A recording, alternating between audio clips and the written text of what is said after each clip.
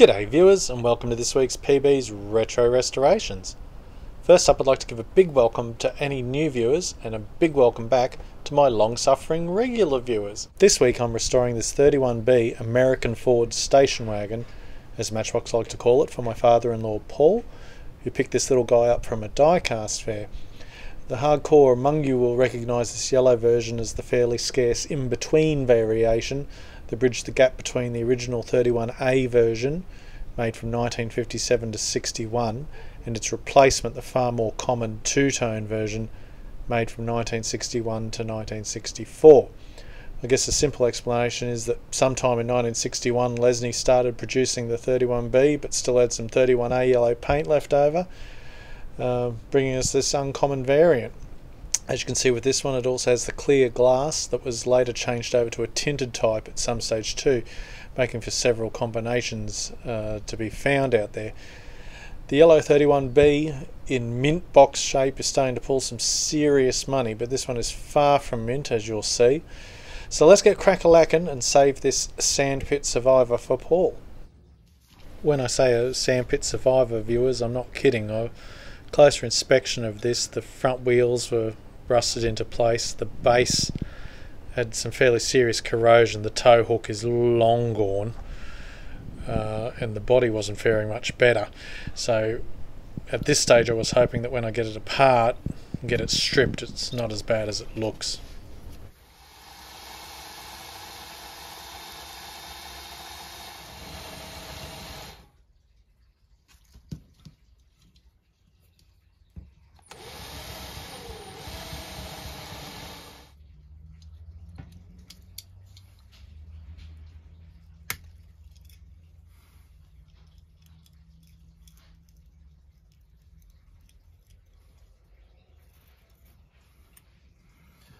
Suspected full of sand.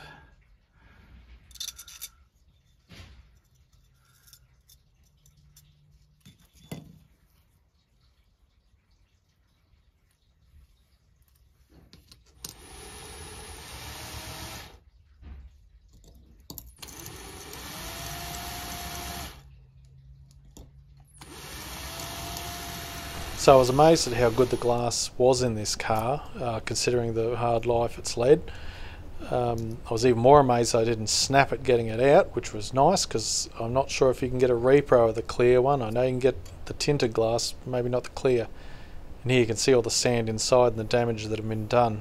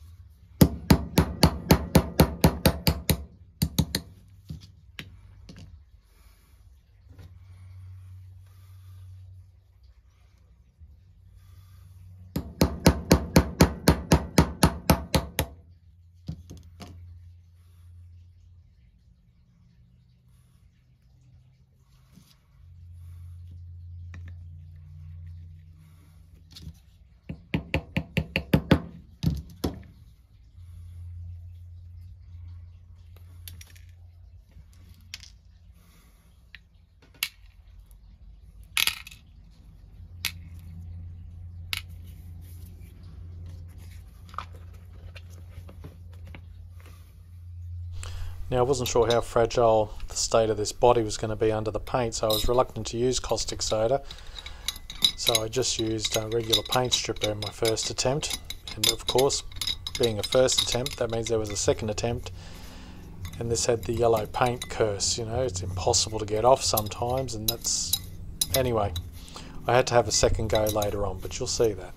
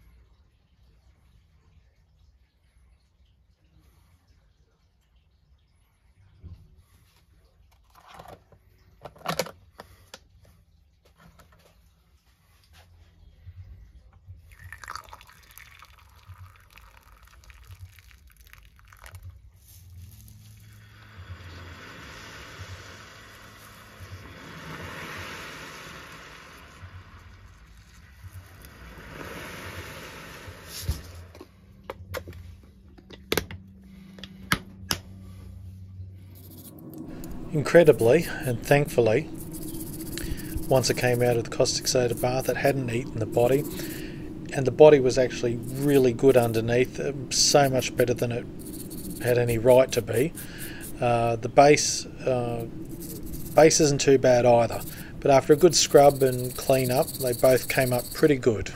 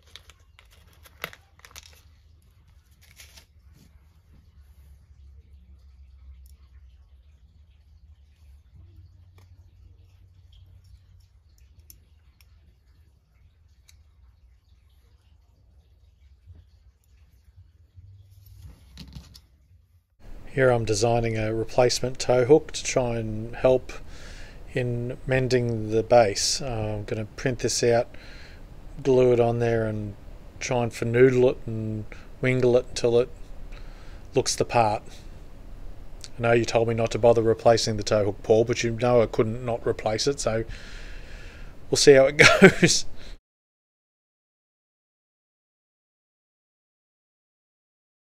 So I primed this one with Tamiya metal primer, which works really well for me, and then I use some Mr. Hobby yellow over the top.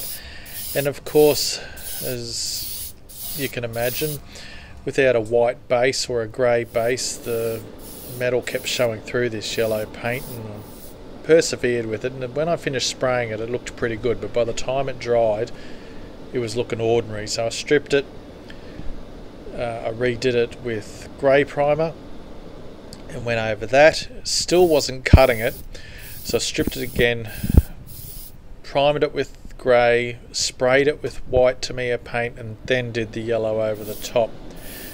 It then looked a bit too shiny, so I tried a flat coat on it, or a dull coat, and it made it too dull.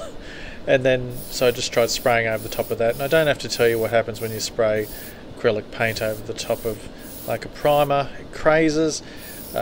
I tested to see if the paint was dry with my thumb, which left a big dirty thumbprint in it, if you can believe it. So it all came off again. I did it all again for the third time, and I've no one to blame but myself, viewers.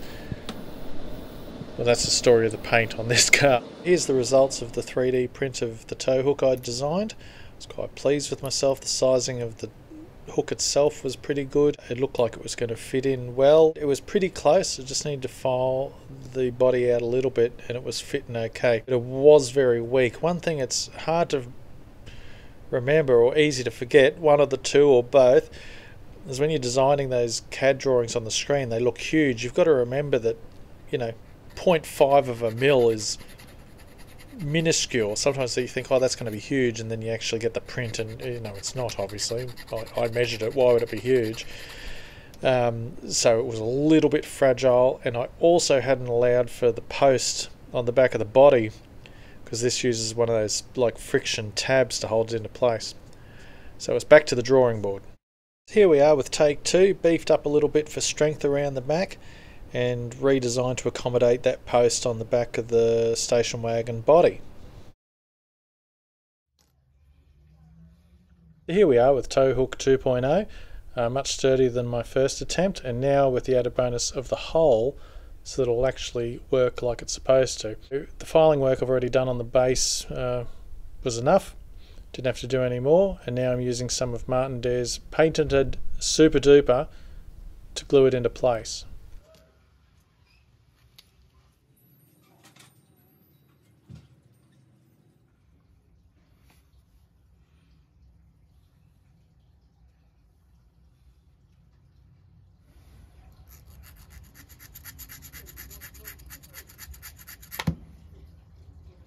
Now, rather than trying to fill in the little gaps and holes, I'm just using a bit more of the Super Duper and then some baking soda just as a filler, not really to make it any stronger, although I guess that'll be a added bonus.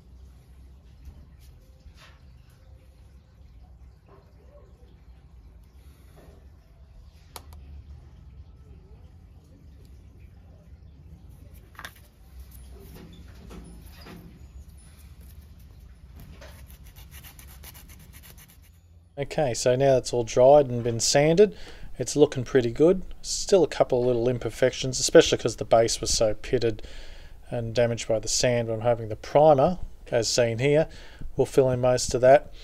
And after I've applied the maroon paint, as seen here, it'll generally look pretty good. Alright, the hunt for a replacement axle. So I kept the two halves of the original, and I thought I'd have a dig through my box and see if I could find one. Found this one. No, too short. That wasn't going to cut it. Next I turned to one of my many little jars of bits and pieces that I've accrued over the years. There are a couple of axles in here, but neither of them were small enough to go into the holes on the original wheels. And I didn't want to use rivets. I know you can use rivets, and I use them quite often myself, but I still had one original axle, so I wanted to try and find a matching pair of axles. So the search continued. So I dug up this Hillman Minx base, but the axles were the crimp type, and there was nothing really wrong with the base, and I was reluctant to pull it apart just for that. So then I had an epiphany. Here's a flashback for you viewers. Remember this little guy? I know Paul Jones will remember it.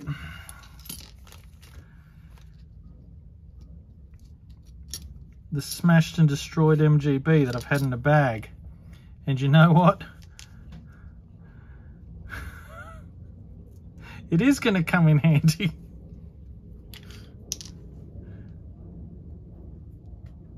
Perfect. Beauty. See? Even the smashed ones, don't chuck them out. If you want more about that one, viewers, my MGB resto. I think the thumbtags is this doesn't end well. It didn't.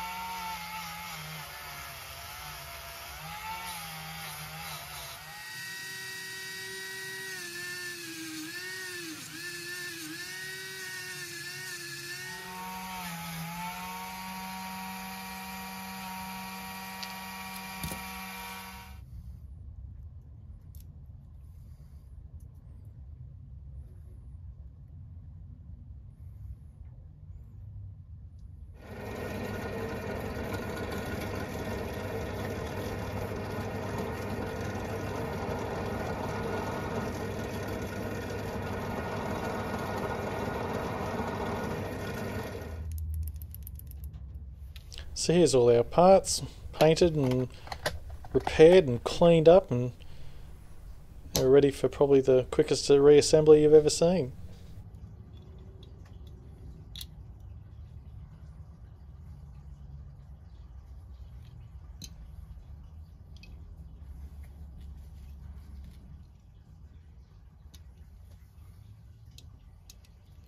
There we are. Tough gig, hey viewers?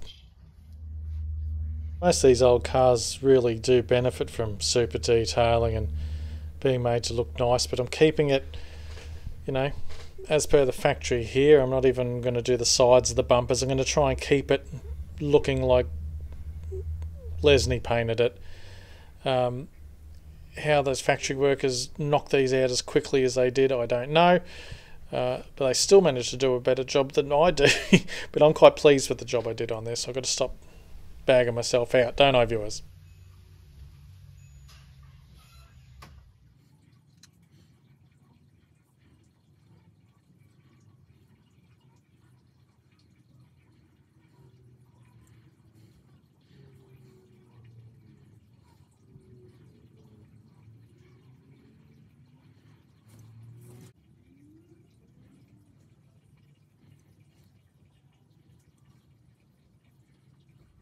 I'm not sure the taillights are actually supposed to be painted red on this one. They are on the earlier American station wagon, but I did them on this because I thought it looked cool, and you know, it can't hurt, can it?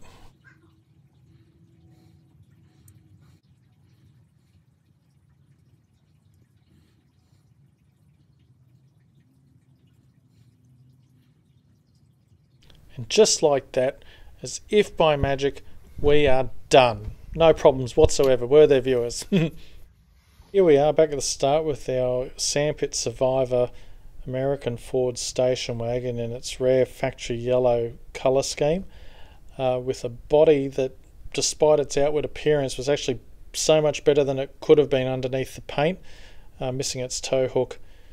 But apart from that, and what I thought was going to be a massive corrosion issue, it wasn't too bad.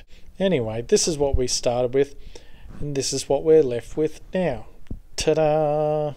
Looking $1 million now with some new bright yellow paint. Windows are all cleaned up, its tow hook's back where it should be. It's ready to hit the beach again, although I don't think it'll be seeing any sandpits anytime soon. I'm really quite pleased with how this one's come out. I hope you've enjoyed it. Hope you like the results. Let me know what you think in the comments. Tell me to shove it if you like.